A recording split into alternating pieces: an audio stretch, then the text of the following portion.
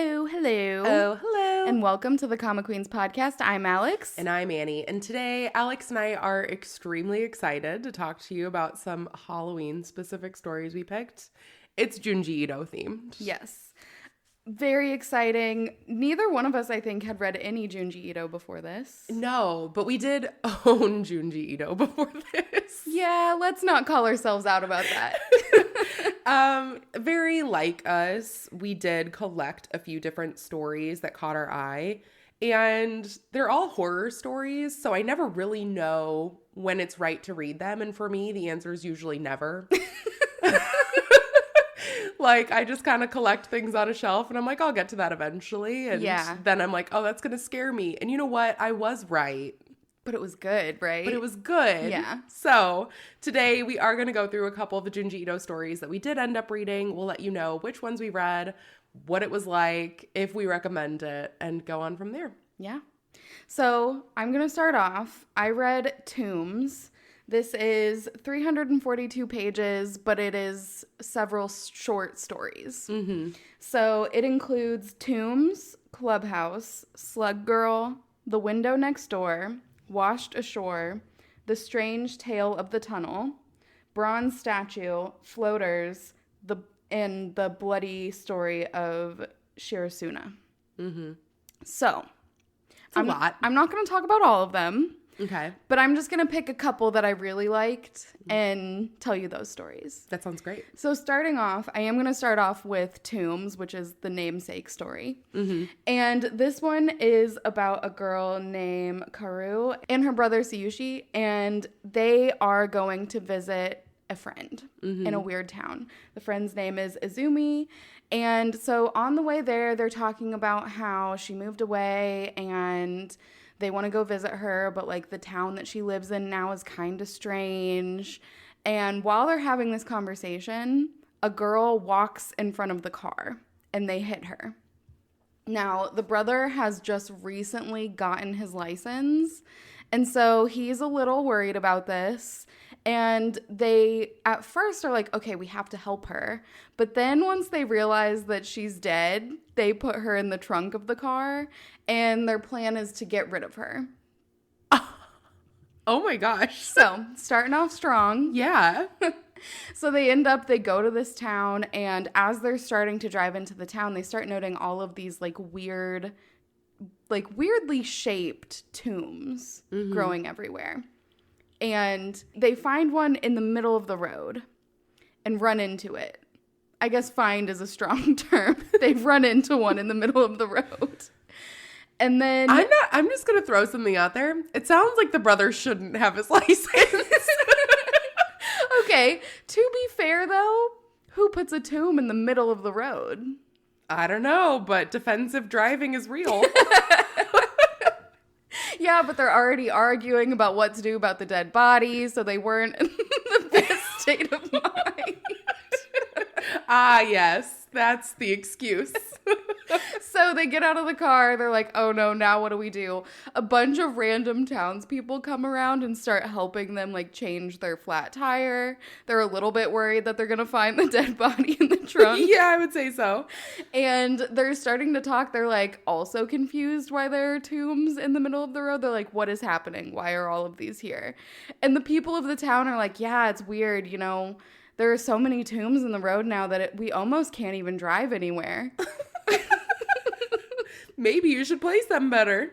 So they end up making it to the friend's house, and they're starting to have lunch, and the mom of the friend comes in and is like, Itsumi, your sister, Ayumi, is missing. No one can find her.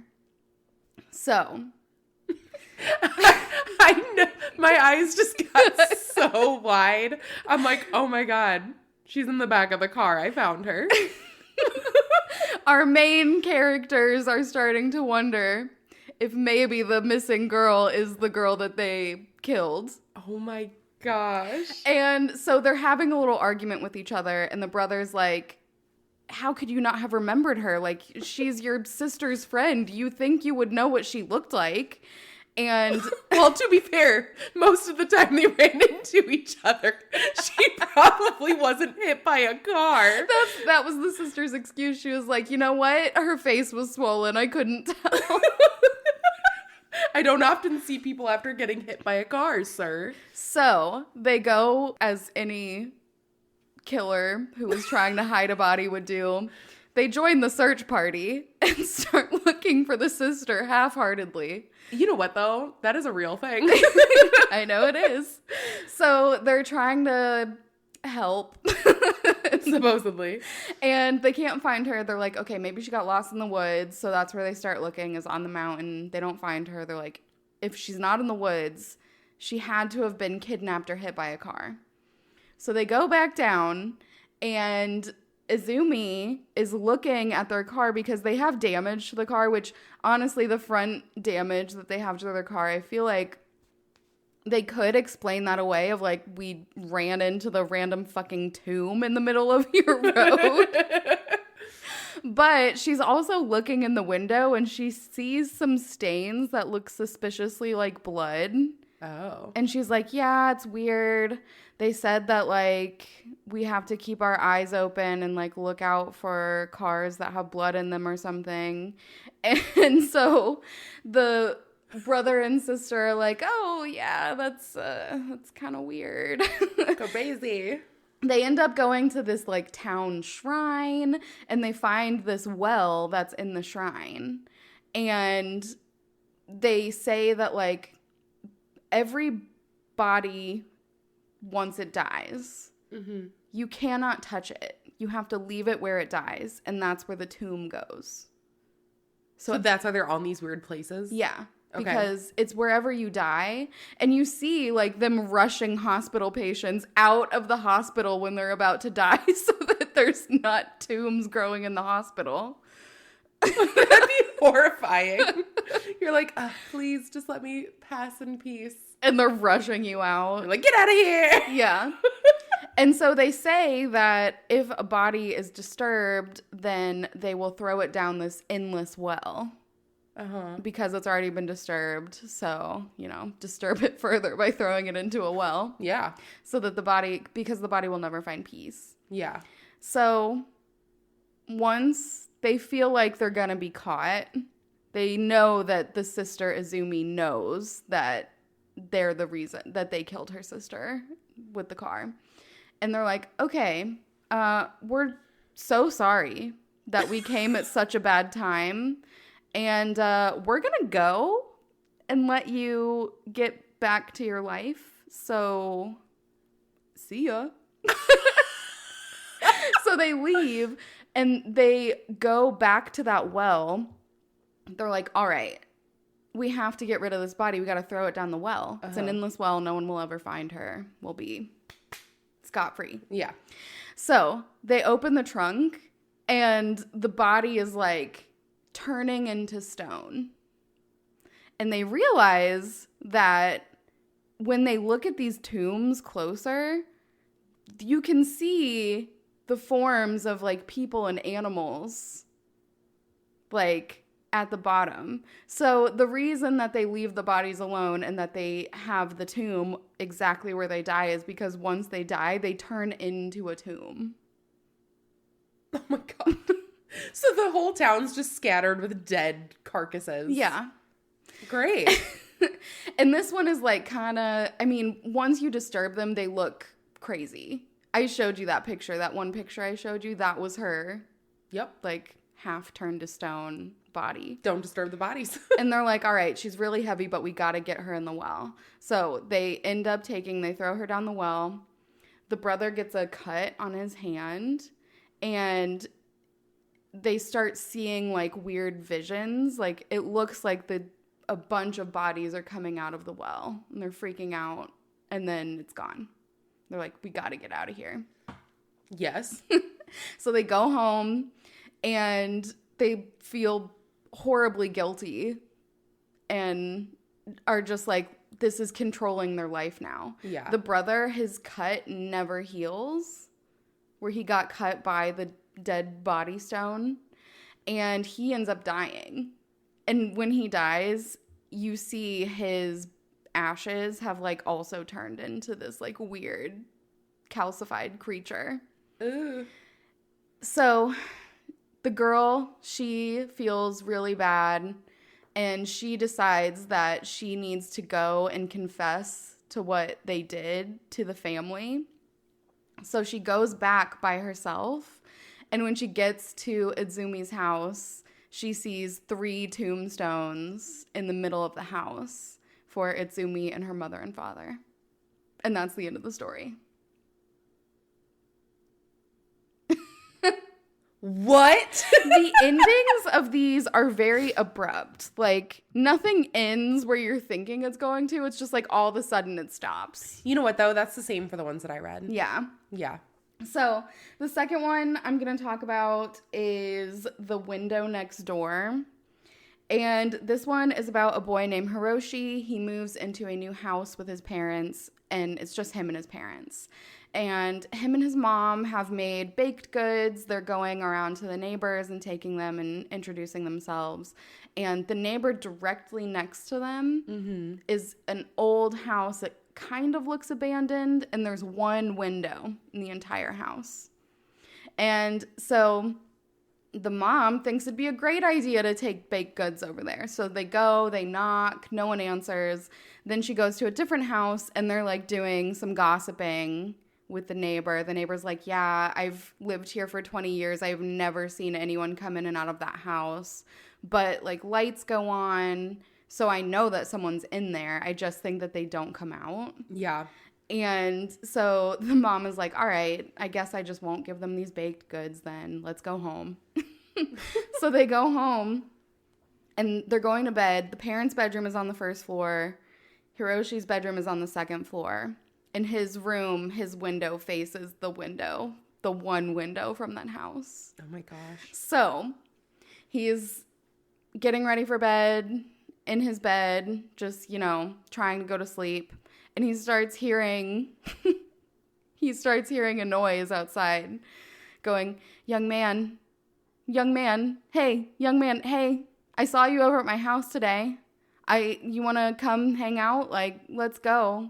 You come meet with me. And he goes to the window, and he sees this, like, insanely scary looking woman. Like, think old witch. Like, when you have, like, the bumps and, like, the pointy fingers and all of that. Weird teeth. The whole thing. So specific. Imagine it. Old lady, witch, terrible teeth. I get it from my mom. So he is trying to, like, ignore it. He's like, okay, if I just ignore this, this will go away. Yeah. And she starts bringing out, like, a curtain rod. And she's like, hey, take this curtain rod and I'll just climb over to you. No thanks. She ends up dropping the curtain rod, and he is freaked out. So he goes to his parents' room, and he's like, oh my gosh, there's a lady up there. This is crazy. She's trying to get into my room. I'm so scared. And so the parents go up. There's no one in the window. Everything looks fine. They don't see a curtain rod outside. So they're like, it was a nightmare. You just had a bad dream. And he's like, no, it was real. He's terrified. So his parents are like, okay, look, you sleep in the downstairs bedroom. We'll sleep in the upstairs bedroom. And we'll just see if anything weird happens. So nothing weird happens. They do that sleeping arrangement for a while. And then finally, Hiroshi starts to think, like, okay, maybe it was a weird dream.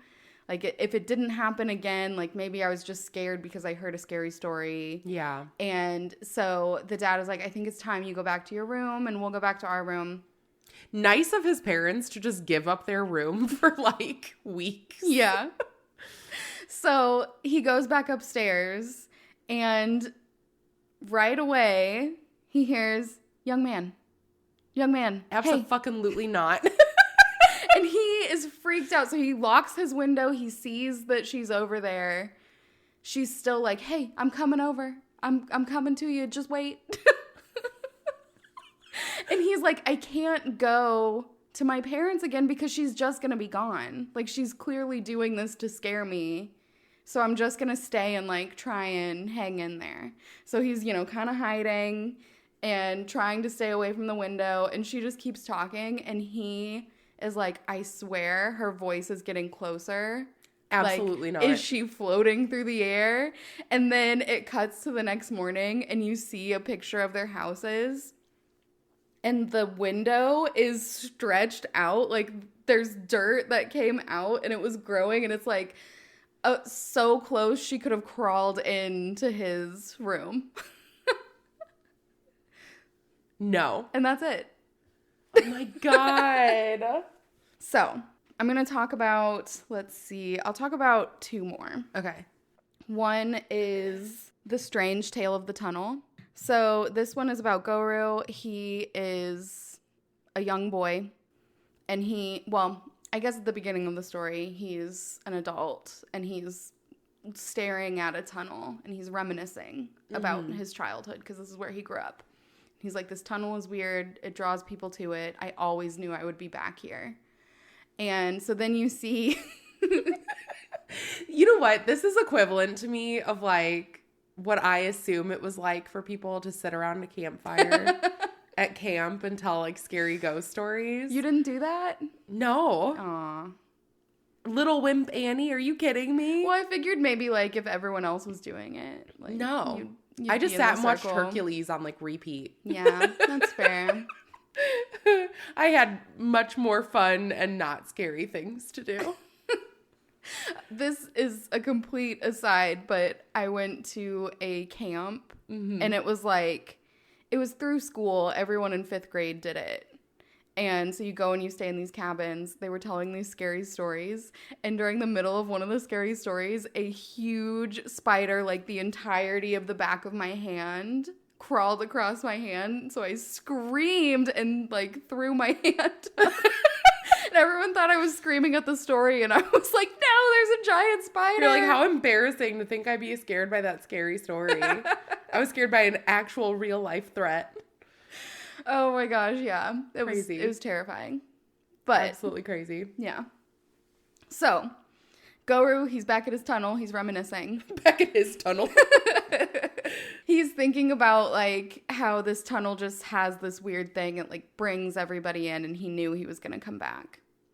So, you see that he's reminiscing. The first thing that he remembers about this tunnel is seeing someone die there, be hit by the train, and, like, jumped in front of it. And it was his mom, who he watched jump in front of this train.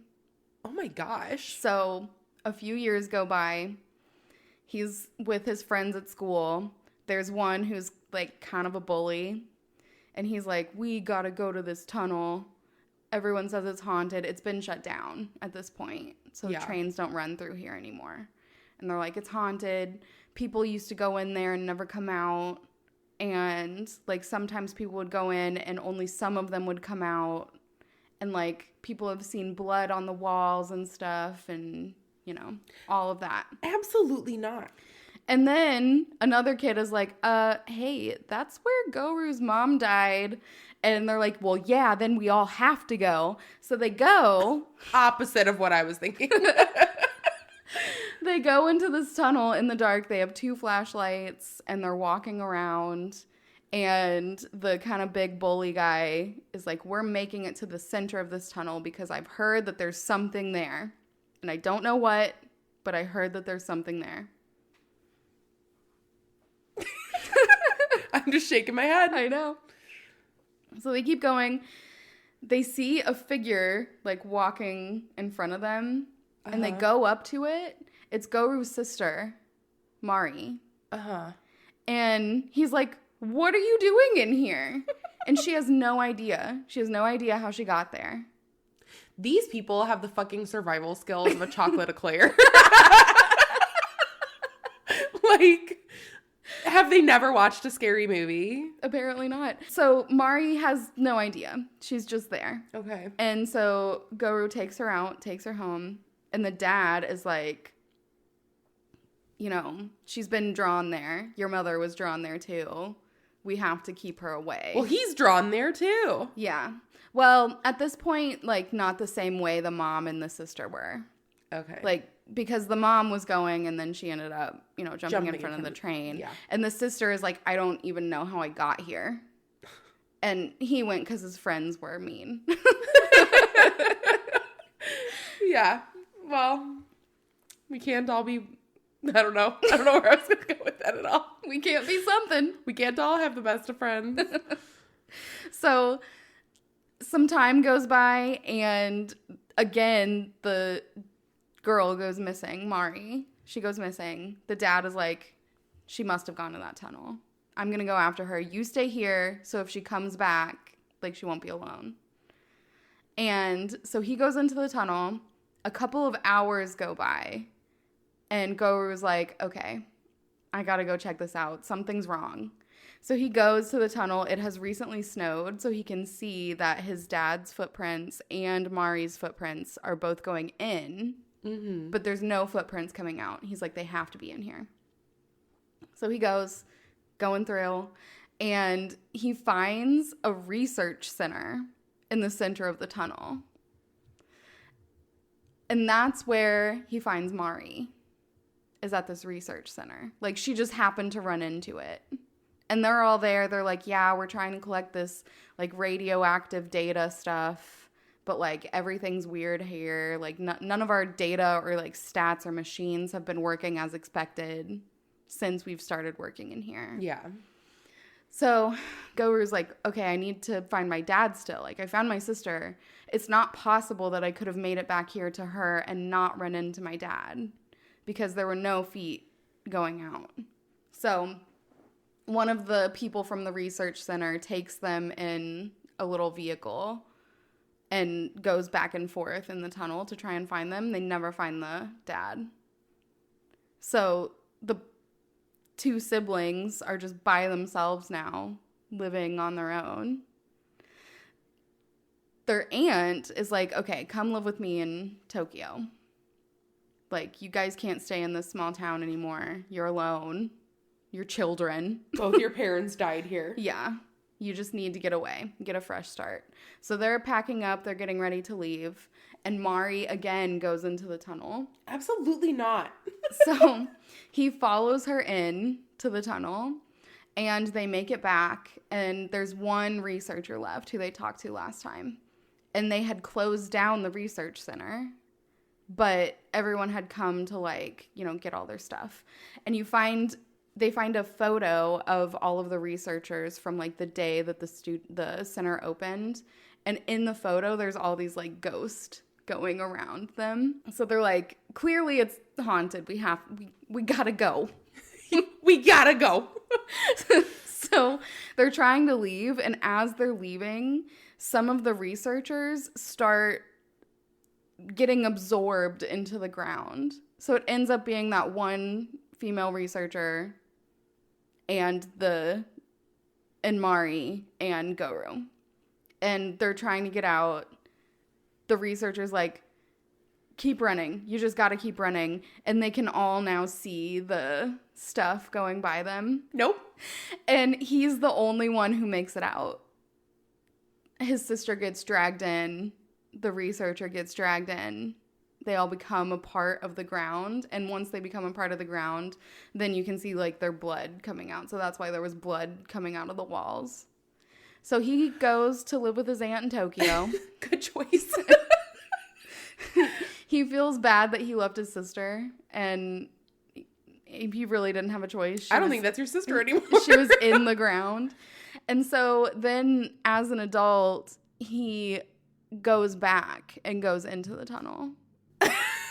No. Well, you knew he was going to go. You saw him as an adult in the beginning. Yeah.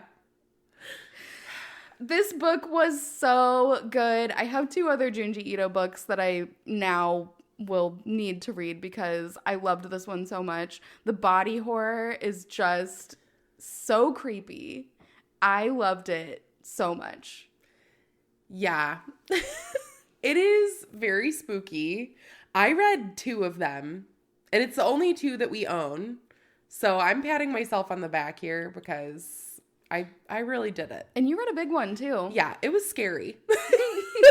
I can't even lie to anybody. I'm a wimp. And these stories genuinely creep me out to the point I started reading some and it was really dark and then I had to turn all the lights on. And I am a grown woman.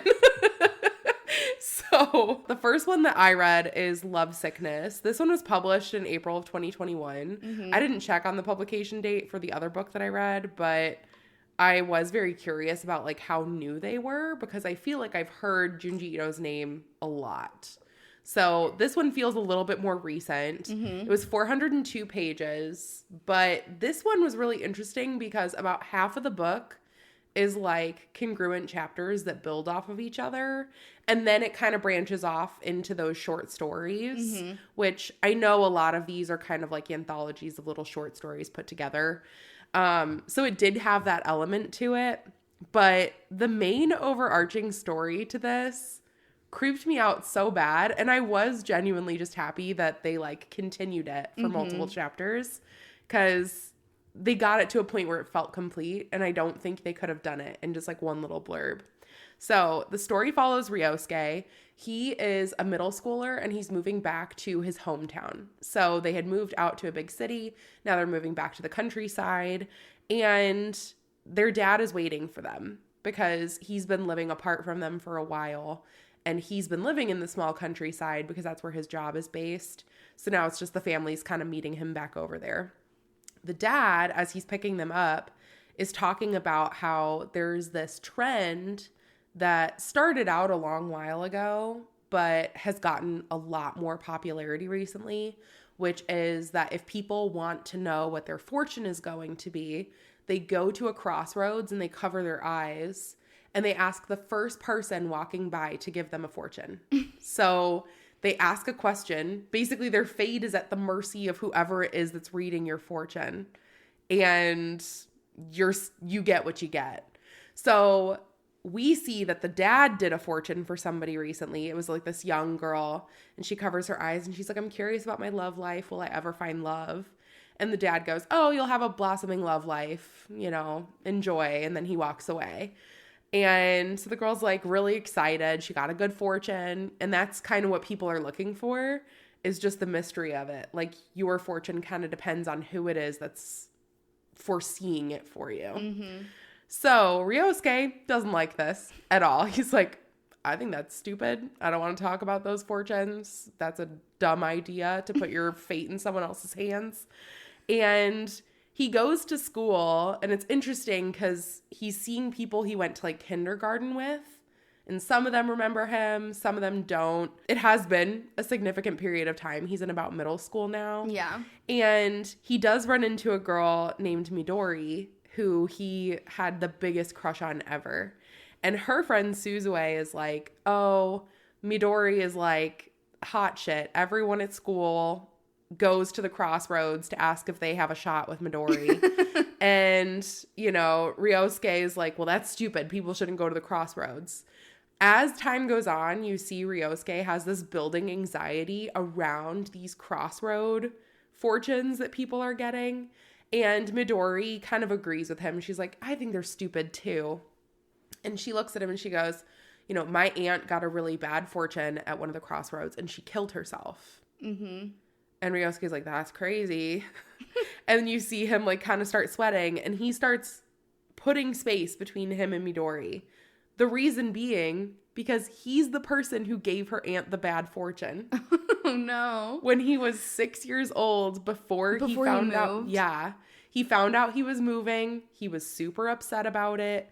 And her aunt was standing at the crossroads and she goes, please, I need you to tell me my fortune.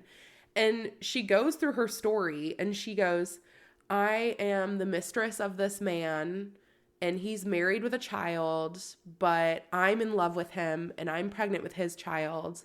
And I just want to know what to do. Like, will I ever find love with him? All right. I have a couple questions before we move on. One, just to confirm, it was an already established trend at this point. Like, they didn't start this. Yeah, I mean, it wasn't as popular. Like, but people did it. Yeah. They weren't the first ones. Yeah. Okay. 2, did she know that she was asking a 6-year-old You for have advice? to ask the first person. So it's a 6-year-old. He was trying to run past her. She stopped him. And he was so angry at finding out that he was going to move. He's like, I don't care about your stupid story, lady. You're obviously not going to be happy. Like, leave me alone.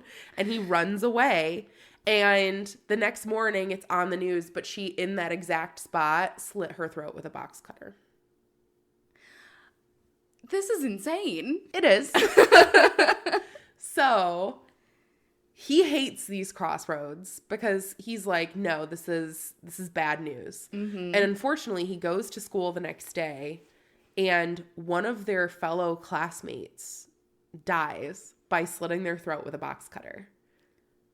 And before she did it, she had gotten a fortune from this, like, unearthly beautiful man. Mm-hmm. He was the one who read her fortune. No one knows who he is. Like, she described him to this police dispatcher before she, like, completely went crazy.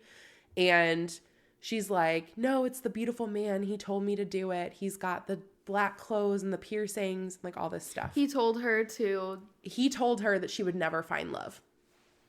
And that she should just end it. Oh, my gosh. So she did. And she, like, reached out to the police for help, but they're like, I mean, just don't listen to him, you know? Like, hey, it's not that deep. But as soon as she slit her throat with the box cutter, Ryosuke's like, that is exactly what the aunt did. What the fuck is going on? And then another student slits their throat the exact same way. And so he starts, like, freaking out. He's like, did me coming back here start up this trend of people killing themselves in the exact same way?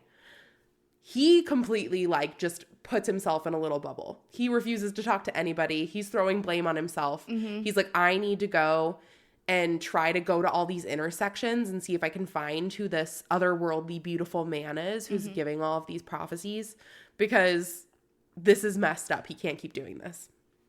So Suzue, Midori's friend, is like, hey, it's hurting Midori's feelings that you're not talking to her anymore. Why are you keeping a distance? And he's like, it's none of your business. I'm keeping my distance from her because she's too good for me or whatever. And Suzue goes to the crossroads to ask whoever the first stranger is that passes what she should do to help her friends, Midori and Ryosuke, come together. And the first person she comes across is the beautiful man. I want to see this beautiful man. You finally see him. He has no irises. And he just has, like, piercings on his ears. Honestly, if I could describe him, he almost looks like the stereotypical emo guy that you would have liked in the 90s, you know? Yeah. Like the all black clothes, pretty, like, tall, skinny. Oh, is it the person on the cover? Yeah. Yeah. Yeah. He's pretty crazy. So he ends up giving this fortune to Suzue. Suzue's asking, are Midori and Ryosuke going to be happy together? And his fortune is, stop worrying about them, worry about yourself. And he leaves. Okay. Seemingly not so bad. Yeah. Suzue goes to school and she starts acting crazy. She goes immediately up to Midori and she's like, I know that you're concerned about why Ryosuke's not talking to you. I went and sought out a crossroads, fortune for you to see if your love was doomed. And as a matter of fact, I'm supposed to worry about myself, and I actually have a crush on Ryosuke, so go fuck yourself. I'm going to chase after Ryosuke now. Oh my gosh. So she starts chasing after him, and I mean, like, to the point she focuses on nothing else. So she's, like, making him bento boxes, and he's like, get the fuck away from me.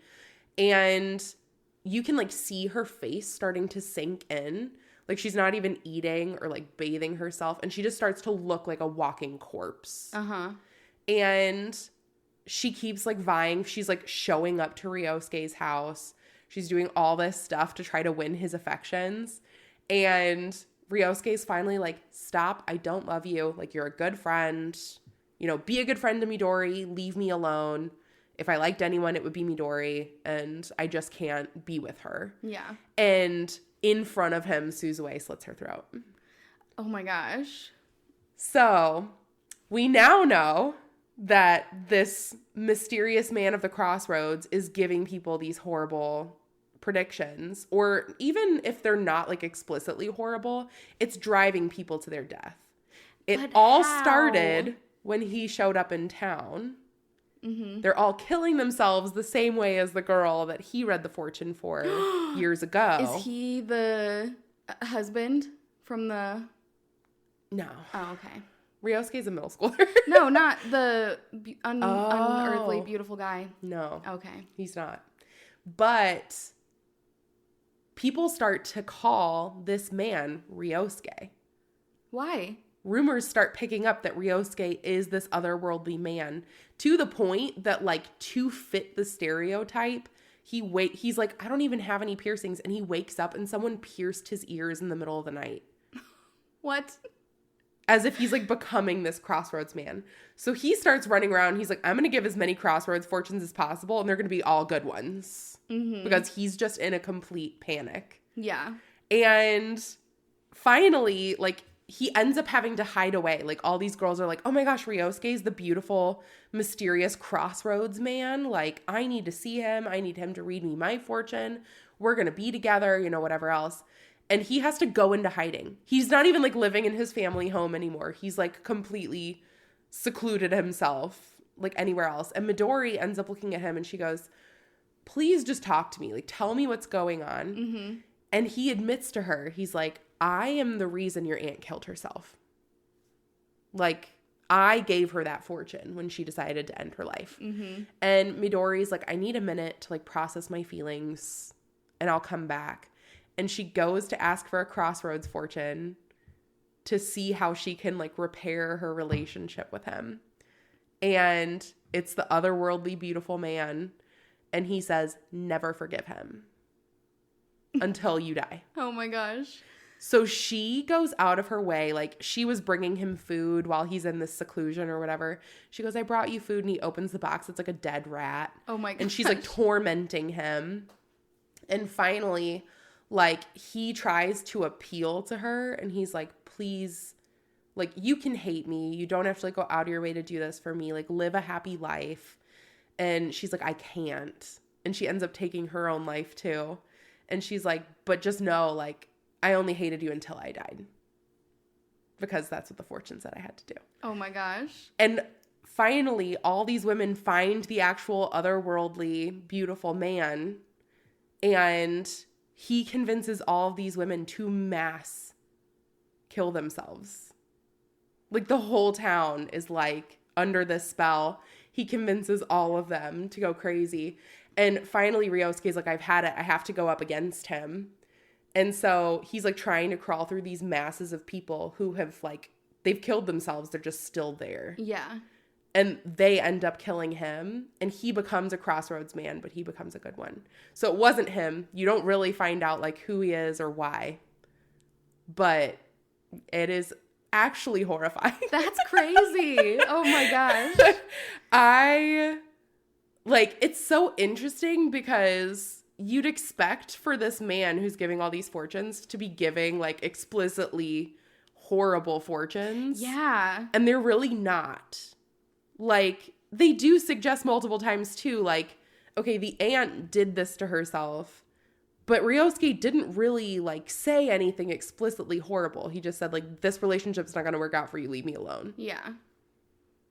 And so it's just, like, this otherworldly power that's controlled all of it. There are a couple of short stories around this one as well. A few of them surrounding, like, a strange group of siblings that kind of haunts their local town. I'm not even going to get into it because I actually hated those characters so much. They freaked me out. And they did their job, but I don't want to spoil any of it.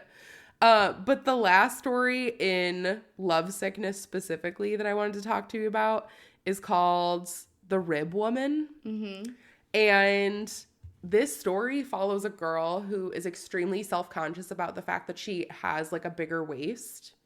And she's told that there's a plastic surgeon in town that can, like, remove your lower ribs because they're not necessary. And it can, like, give the illusion of a slimmer waist. Okay. Because it helps it to taper. Yeah. And she's, like, looked at these, like, other girls. She sees how, like, all the guys look at them. And she goes, you know what? Like, I'm going to get the surgery. Like, that just makes sense to me. And the girl that she was like idolizing for having this surgery ends up dying. And she didn't realize the girl had the surgery until she's like going under for anesthesia and getting the surgery herself. The girl that she was like idolizing and decided to get the surgery after drove herself insane because she was looking at people and she's like, do you hear that noise? And there was nothing. Yeah. And she's like, do you hear the noise? Like, it's actually crazy. And she just ended up like dying. But what does that have to do with getting your ribs removed? Well, it's interesting, right? So then our main girl gets her rib removed. She's like, ooh, look at my waist. It looks so slim. What the fuck is that noise? And so she starts hearing it too. And she's like, what the hell is happening? She finds out that the doctor who removed her ribs has only done this surgery now 3 times. Mm-hmm. The girl who told her about the surgery, who ended up dying, was one of the patients. She's now one of the patients. And there was another patient who became obsessed with removing all of her ribs and eventually died because you need your rib cage. So she's like, well, that's malpractice, but also, what the fuck is that noise? So did he remove all of her ribs? He removed like all but a few, but she died. Yeah. Like her organs started like collapsing and things like that. Did he like lose a watch in every single one of them or something? Who's to say? So she keeps hearing this random fucking noise and she follows it somewhere. And it's like in the middle of a park at night. And it's this absolutely insane woman playing an instrument. And as she looks closer to it, the instrument is made of ribs. Okay. And she opens up her cloak and she's like, I need more of them. And she's like, her ribs, she has like a bunch of them. It's like all the ribs of these people who have removed them. It is the freakiest monster ever. And that's it. Like, that's the story. Like, it's just there to scare the absolute ever-loving shit out of you. Yeah. And then it's like, the end. Yeah, that's what all of mine are like. So, that was great. But now we're going to get into the other book that I read, which is Tomie. Mm-hmm. This book, one, is hefty. It's over 700 pages. It's a thick one. And on top of all of that, this one is all kind of separate short stories, but it is the same overarching monster throughout the entire story. Yeah. So the entire 700 pages all has to do with this one monster finding a way to ruin everyone's life. And I could leave it at that, but I'm not going to. The story revolves around Tomie. She is a high school girl, and she's kind of like the popular girl that everyone hates. You know? Yeah. Like, she thinks she's too cool for everybody. She seduced her teacher. So they're all on this field trip, and the teacher goes out for a smoke break, and she follows the teacher, and she's like, hey, you know, want to share your smoke with me or whatever? And he's like, don't be here. And she's like, oh, well, I think you should be with me instead of your partner because, I mean, what if I fell pregnant from when we were together and all this stuff? And he's getting pissed off. And as they're on this field trip, she ends up slipping and falling and dying in front of everybody. But the class doesn't really like her. The teacher is now trying to cover up an affair. And he's like, here's what we're going to do. Happy field trip. We're going to learn some anatomy. We're going to dismember this girl and act like she wasn't fucking here. And the class is just like, yeah, okay. Yeah, they don't like her. So they have dismembered this girl. They've like washed their clothes in this creek or whatever nearby. And they're like, no one speaks of it. The whole class attends the funeral. They're like, oh, it was such a sad thing that happened. Now back to our class. And the class door opens and Tomie walks in and she's like, sorry, I'm late, everybody.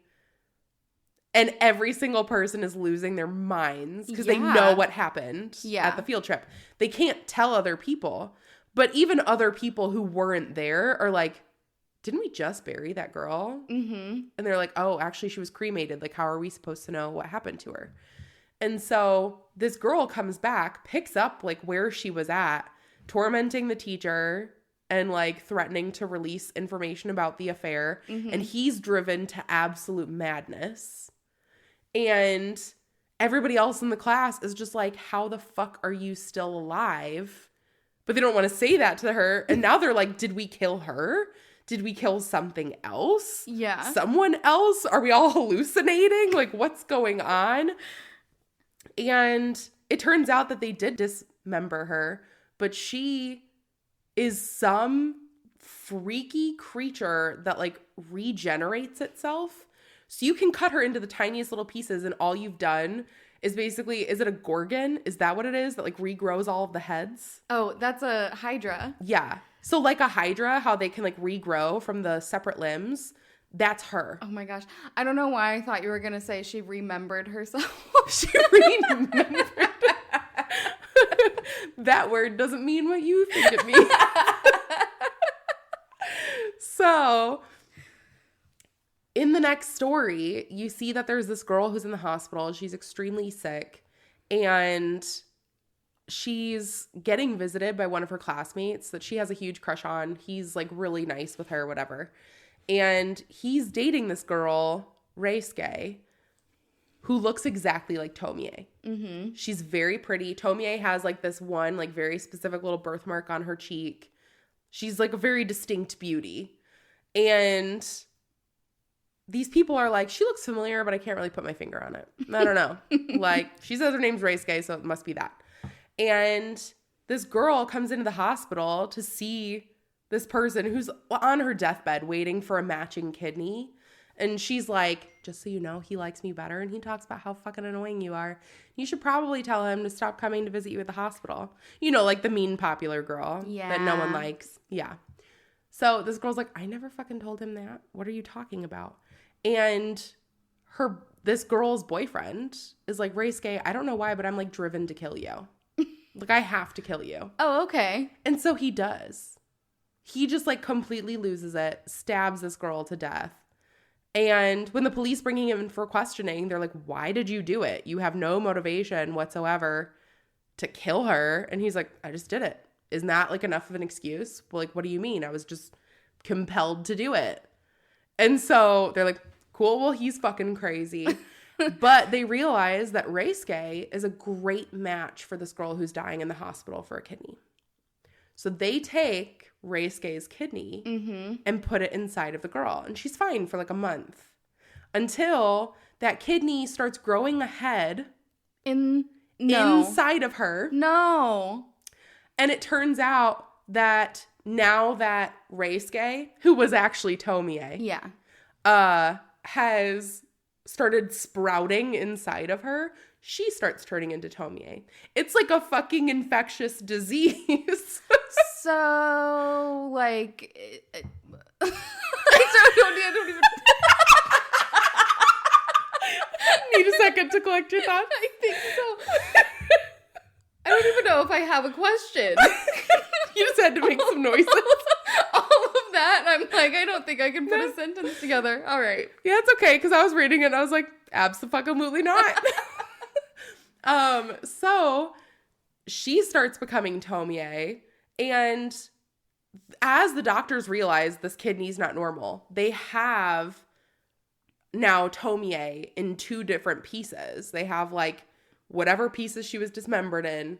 They have the kidney that started sprouting a head. And they're like, we're going to study this to see if these rejuvenating properties could help with people with cancer or whatever else. Like, maybe this could like be beneficial to people. And that teacher who lost his mind comes back and he's like, I'm burning down this whole fucking lab. Tomie's not making it out of there. Yeah. Because I know she's in there. There's like 12 of her or whatever. She's going to sprout everywhere. And he sounds crazy, but you now as the reader are like, no, he has a point. So the entire story is kind of this overarching mystery of why is everyone compelled to kill her? Why does she keep re-sprouting everywhere? And how the fuck do you actually get rid of Tomie? I don't want to give too many spoilers because this one is like one congruent book that just like continues to build. So I don't want to spoil too much, but it is horrifying. I'm definitely going to have to borrow that one from you because I need to know. I need to know what happens. It's insane. Yeah. And with that, it just really fits the vibe of Halloween. Yep. So that's the right time to read Junji Ito, in case anyone was curious. We found it. If you want to be scared shitless, they've got you covered. Should we go buy more Junji Ito now? It's beautiful. I can't even lie. The panels are genuinely gorgeous and impressive and also really fucking scary. It's such a specific style too. I feel like I could go through and like pick out his art anywhere now. Yeah. Right? It is very distinctive. Yeah. And honestly, it's just so beautiful. There are so many different Junji Ito works as well. I know that there's also an Uzumaki anime, and I know you have Uzumaki here on your bookshelf. Yeah. I've heard it's not as good. And honestly, I think that reading it in manga form almost gives it the more of suspense. Yeah. Because you don't have any creepy music or anything in the background. It just kind of hits you at once. And for some reason, that just feels scarier to me. Yeah. I mean, that's, I think, the way with a lot of things is, like, the manga is horrifying compared to the anime. Like, it was like that with Attack on Titan, too. Like, it is so violently, graphically horrifying that one of the Titans eats Eren Yeager's mom and like bites her in half. And I have seen that happen in a manga, in an anime, and a live action movie, and it is scary in that order. Yeah, there is just something so special about it. It's horrifying, and it's supposed to be, so it does a really good job of keeping you on your toes and literally sitting there to yourself and going, what the fuck, the entire time. Yeah. So if that's the vibe you're looking for, especially this Halloween, we've got you covered. You should buy any of these, and probably any Junji Ito book, but, you know, take that with a grain of salt. I haven't read all of them, nor probably will I. I don't know. I might make it my goal to read all of them. That feels right. Once I have a bigger bookshelf and I can dedicate more space to Junji Ito, I'll have like a specific section. That's a good idea. Yeah. Yeah, like a nice little shelf to itself. Yeah. Aw, that rhymed. Well, that's a lot more positive a note to leave this episode off on. But thank you all so much for joining us. Have a happy, safe Halloween, and looking forward to talking to you all on the next one. Goodbye. Bye.